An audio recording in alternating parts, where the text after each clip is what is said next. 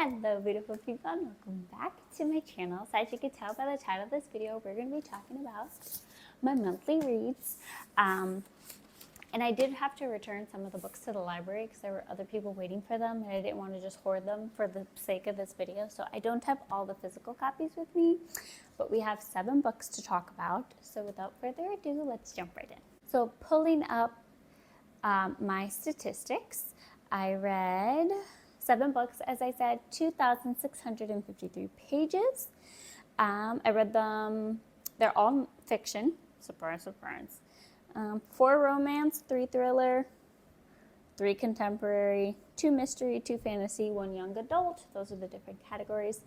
The format, I physically read 1,875 pages and I listened to 23.12 hours, which I believe is only 2 books. My average rating was a 3.33, which is pretty low for me, honestly. I think that's like one of my lowest ratings I've had. But yeah, so let's just jump right into the books. Let's just start with audio because one of them I literally finished this morning, and that would be The Paris Apartment by Lucy Foley. And if you watch my other book review videos, I have listened to other Lucy Foley books, and this one was my least favorite. I gave it a 3 out of 5 stars. It's basically about a girl whose stepbrother, half-brother, lives in Paris, obviously, and she goes to visit him because she's having some financial trouble and stuff herself. So she goes to visit her brother, and then when she gets there, he's nowhere to be found. He's missing in action. So the book is basically about this apartment building and her trying to find out what happened to her brother and the different points of view of the different people who live in the different apartments. And honestly, it was kind of boring. It's my least favorite Lucy Foley so far. And I don't know, like her other 2 that I listened to, I feel like there was more like twists and turns throughout the story, where this one is just kind of like flatlined. And I don't know, I wasn't really intrigued to like maybe the last hour and 10 minutes of listening. Yeah, I would say about an hour. The last hour of the book, I was intrigued. But other than that, it was kind of boring. Not my favorite, so I don't really have much to say about that one. The next audiobook was Twisted Love by Anna Huang, and I gave this one another 3 stars. It was about Alex Volkov and Ava Chen, and it's kind of like a best friend or a brother's best friend kind of thing. But it says Alex Volkov is a devil blessed with the face of an angel and cursed with a past he can't escape. Driven by a tragedy that has haunted him for most of his life, his ruthless pursuits for success and vengeance leave little room for matters of the heart. Ava Chen is a free spirit trapped by nightmares of a childhood she can't remember. But despite her broken past, she's never stopped seeing the beauty in the world, including the heart beneath the icy exterior of a man she wouldn't want. And like I said, I gave this a 3 stars, and I put that I didn't love this book, but I also didn't hate it. There's a lot of hype around this series on social media, so I thought it was going to be good. But I feel like there's a fine line between being protective and being overbearing, and Alex liked to dance on that line. And some people might find that endearing. I find it annoying and problematic. That's just my opinion. And Ava, who was the female main character, was just not that memorable to me. And the whole story was just kind of dramatic. Like, I think I've talked about this before, but my biggest pet peeve is just talk, okay? I'm gonna mention that in this book too, but I just hate when like a fight could have been avoided if the characters just talked. You know what I mean? Like, just talk about it, and then there wouldn't be a problem. But I just felt like it was overly the top dramatic. It was a grumpy sunshine trope, brother's best friend, lots of spice. But yeah, I just didn't like Alex that much, I guess. And I know there's some people who loved Alex's character. I just did not. He didn't vibe with me. And Ava was kind of annoying. So those are my 2 audiobooks for this month. My next read, it was on my Kindle, and it was The House Witch by Dilemhawk, and this is the book I'm reading with my friend Valerie, and that book club, sorry, words just escaped me. And we're actually going to be chatting about this tonight. But yeah, so this one I gave a 4 stars, and it could have been a 5-star for me, honestly, but I don't like cliffhangers, okay? I know that like all 3 of the House Witch series, because it's books 1, 2, and 3, they're all called the House Witch, just 1, 2, and 3. And I know the entirety of that series is out. However, I don't like cliffhangers. So I deducted a point for that, for it to being a cliffhanger. But it was a 4-star read. And I liked the basic storyline to this book. It's about this house witch named Finley Ashawan, and he goes to work at the palace as a royal cook, basically trying to hide the fact that he's a witch because it hadn't been that long since witches were persecuted. So he's kind of trying to keep it on the down low that he's a witch. So there's only a few people that actually know.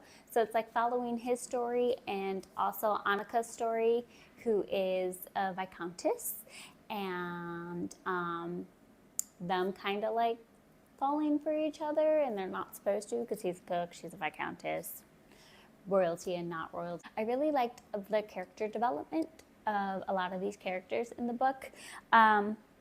Like Hannah is one of Finley's kitchen aides, and she went from being like a scared, soft-spoken, damsel in distress kind of girl to like being a badass, I guess you could say. And now she's ready to stick up for anyone and everyone. And I really liked that growth for her. And then Finley comes out of his shell a lot too, because he goes from being like this quiet, reserved person who doesn't want to get close to anyone because he doesn't want anyone to know he's a witch, to having a group of friends for the first time in his life. So I really liked the character story. I really liked Finley because I enjoy cooking for people myself, so I really felt that connection with him. And I liked the bits of humor thrown in, and it's a fantasy book that's not smut, okay? And I have nothing against smut, okay? I'm down for a good smutty book sometimes, you know? But I feel like the biggest thing with modern fantasy is that it's not, like, there's not a real good storyline to it because they just focus all of their creative juices on the smut, if that makes sense. So there was no spice in this at all, whatsoever. So if you have a younger kid who likes to read fantasy books, this one would be a good one because there's none of that spiciness in it. So I liked that, and I liked the humor thrown in. It was just a little bit too long. I think it was, how many pages? Let me see. 468 pages. I feel like some of it could have been cut down a little bit. But yeah, other than that, like I mentioned, I did not like the way that it ended. I know that it's a series and it's intended to have cliffhangers, but there were just a little too many questions left unanswered at the end for me. So because of that, I obviously had to get the second book, which is what I am reading now on my Kindle, which is book 2, and I just started it, so I'm like 30% of the way. Yeah, 37% of the way in, and I have no complaints so far. This one's about 100 pages less than the first one, so I think I'll like the length a lot better, but it's pretty interesting so far. So I do like that, and I believe that's my only Kindle read. Let me see. Yeah, that's my only Kindle read. So let's talk about the 2 books that I don't have with me anymore. If I remember, I'll put an overlay on the screen. But the first one would be Bad Blood, and if you guys remembered, I was reading the Natural series. I read the first 3 books. This month I finally got the 4th one. So it says, when Cassie Hobbs joined the FBI Naturals program, she had one goal: uncover the truth about her mother's murder. But now everything Cassie thought she knew about what happened that night is being called into question. Her mother is alive, and the people holding her captive are far more powerful and dangerous than the Naturals have faced so far. So that's basically the premise of the story. Like I said, I gave it a 4-star review. The second and third also got 4 stars for me, but the first one got a 5-star. And this one, the reason why I gave it a 4-star review is because, okay, so it did answer some of the things left unanswered in book 3. And it was a good way to end the series. But I feel like everything in the end seemed a bit rushed. So I feel like she spent the whole book like building up everything that was going to happen just for all the action to happen in like the last, I don't know, 50 pages or so. And I didn't like that because she did such a good job with this series that to like wrap everything up in the last 50 pages just seemed incomplete to me. You know, I wanted more. So the ending did feel a bit rushed. And then I wish there was an epilogue, or I wish there could have been an epilogue about how everyone is doing now, or what happens to Laurel as she grows up. I did appreciate the twists it had, but I will say some of it seemed almost unrealistic. Like if this was a fantasy book, you could be as far-fetched as you want to be, you know what I mean? But when it's kind of like more of a realistic book, when like things happen that I just don't think are realistic, I'm just kind of like, okay, I guess. But maybe that's just my opinion. But like I said, I did like the way it ended. I just wish there would have been like an epilogue or something to give an update on the characters after everything had calmed down. And this is a spoiler alert. But for us to spend, actually, I guess it's not a real spoiler because it's in the description of the book. But for us to spend 3.5 books, I would say, thinking that her mother is dead just for her to be alive, just for her to die, was kind of annoying, not gonna lie. But a good book nonetheless. There is a slight bit of violence in this book, or take that as you will. So if you're sensitive to like, not gore, but some pretty violent descriptions of things, I would keep that in mind while you're reading. But other than that, it was all right. The next book that I don't have that I read was The Time I Got Drunk and Saved a Demon. And so I have mixed feelings about this book. This is my book club with my best friends, Stephanie and Sonia, and it was a quick read. It was only 277 pages. I gave it a 3 stars. And basically, so the description of it is, it's about this girl named Cinnamon. And it says, all I wanted was to live my life in peace, maybe get a cat, expand my spice farm, really anything that doesn't involve going on a quest where an orc might rip off my face. But they say the goddess has favorites, if so, I'm clearly not one of them. After saving the demon Fallon in a wine-drunk stupor, all he wanted to do was kill an evil witch, enslaving his people. And so it's basically about how Cinnamon and Fallon go on this journey to defeat the evil witch, who is keeping all the demons, as they call them, aka werewolves, dragons, snakes. All of those people are considered demons in this book, but really they're just fantasy characters. So this was like a cozy sunshine book, and I picked it because I thought, I've heard really good things about it, that it's funny, quick, all that jazz. So I was like, oh, that'll be a nice like first read for a book, because my best friends are trying to get back into reading, so I didn't want to like, you know, put something heavy on them because that's not going to encourage reading at all. So I put a solid 3-star read and a quick one. The writing had a lot of modern day lingo in it, which is weird because I don't know about you guys, but when I think about fantasy, I think of like thousands of years ago. So for it to be like a fantasy novel but have modern day lingo kind of confused my brain a little bit, but it was fine, I guess.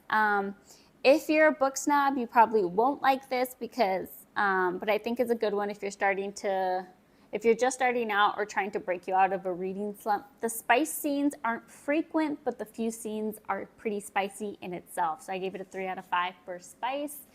I would say there's more slow burn in here than like actual spice. I think there's only like 2 scenes of actual intercourse, but the descriptions are a little in depth. But yeah, so that was that time I got drunk and saved a demon. My best friend said that she continued the second and third one in the series because she really liked that one. And I might give the next two a read as well. I know the second one is that time I got drunk and yeeted a love potion at a werewolf or something like that. They're just like funny little titles like that. So I might read it, I might not, because she told me the ending for the third book was a little underwhelming. So we'll see. I haven't decided if I want to continue to read those or not. Anyway, so going on to the last two books would be my book of the month. So this one was the 2023 Book of the Year choice. I got it in my March box. Didn't have a chance to read it for March, so I read it this month, and I actually flew through it in 2 days. So if that tells you anything. And then this one was Darling Girls. Let's talk about Darling Girls first, because honestly, it was not my favorite. I had so much high hopes after reading The Soulmate by Sally Hepworth because I really liked this one. I gave that one like a 4 or 4.5 star, I think, because I really did enjoy that one. However, this one was just a little underwhelming for me. I'm not gonna lie. I think I gave this one a 3 stars. Let me see. Yeah, I gave this one a 3 star.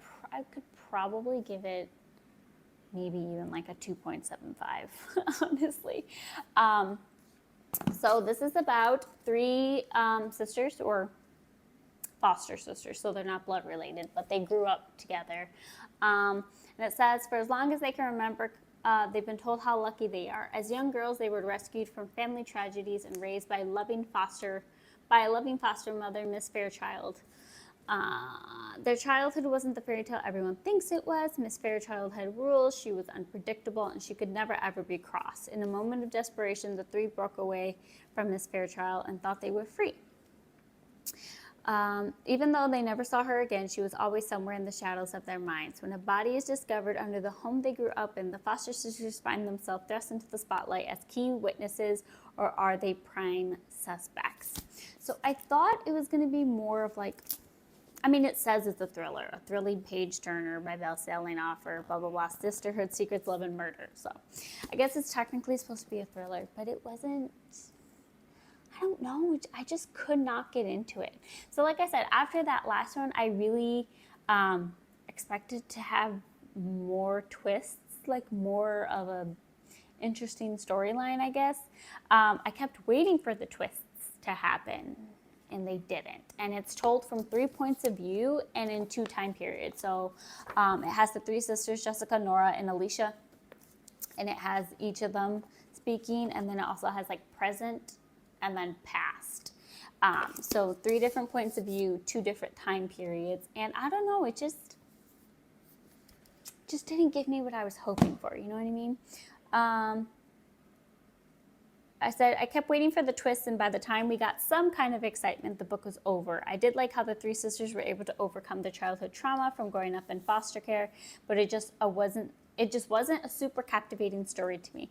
It does talk a lot about darker subjects like child abuse, addiction, sexual assault, etc. So if you need those trigger warnings, there you are.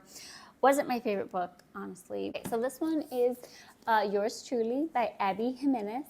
And I didn't know. So I read the first part of this series, Part of Your World, and it didn't click to me that this was the second one. So when everyone was raving about it, I just thought it was like a new release. I didn't realize that it was the second part of the series, and I loved Part of Your World. So when I found that out, I was very excited that it was the Book of the Year choice.